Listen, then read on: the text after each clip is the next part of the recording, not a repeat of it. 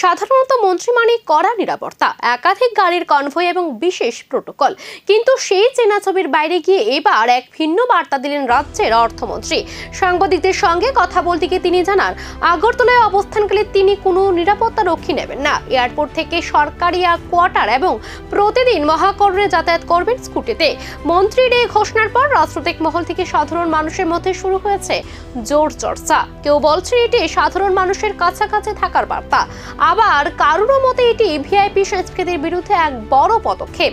যদিও নিরাপত্তা নিয়ে ইতিমধ্যে উঠতে শুরু করেছে একাধিক প্রশ্ন, কারণ একজন গুরুত্বপূর্ণ মন্ত্রীর এইভাবে নিরাপত্তাহীন চলাফেরা কতটা বাস্তবসম্মত তা নিয়েও চলছে আলোচনা। সে কি বলবে?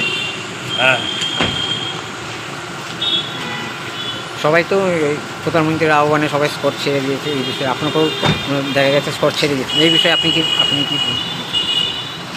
অ্যাকচুয়ালি আমি কয়েকদিন রাজ্যের বাইরে ছিলাম, আজকে এইমাত্র পৌঁছলাম, এয়ারপোর্ট থেকে এইমাত্র কোয়ার্টারে এলাম। মাননীয় প্রধানমন্ত্রীর এই ঘোষণা আমি দেখেছি, শুনেছি, এবং সারা দেশের জন্য যে শক্তিশালী সিদ্ধান্ত এটা উনি নিয়েছেন, এটাকে আমি ব্যক্তিগত পক্ষ থেকে আমি প্রধানমন্ত্রীর ওনার এই ঘোষণাকে সাধুবাদ জানাচ্ছি।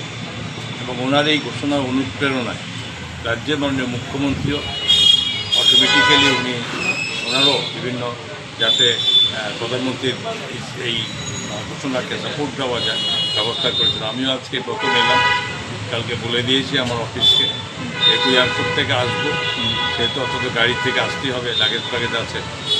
তো আমিও সেই পথে অনুকরণ করার চেষ্টা করব, এবং একটু পরে অফিসে যাব। আমার ছেলের স্কুটি আছে, এখন থেকে আমি ঠিক করেছি যে আগরতলা থাকলে পরে স্কুটি দিয়ে অফিস যাব, স্কুটি দিয়ে আসবে, একদিন যত পিএসও থাকবে আমার সঙ্গে, এটাই করব। একমাত্র আগরতলা বাইরে যদি যাই তাহলে অটোমেটিকলি হয়তো গাড়িটা যেতে হবে, নাহলে এটা করে অন্তত অ্যাটলিস্ট এটা নয়, এটা মুখে কথা বলা নয়, এটাকে একটা সঠিক রূপায়ণ যেটা করবে।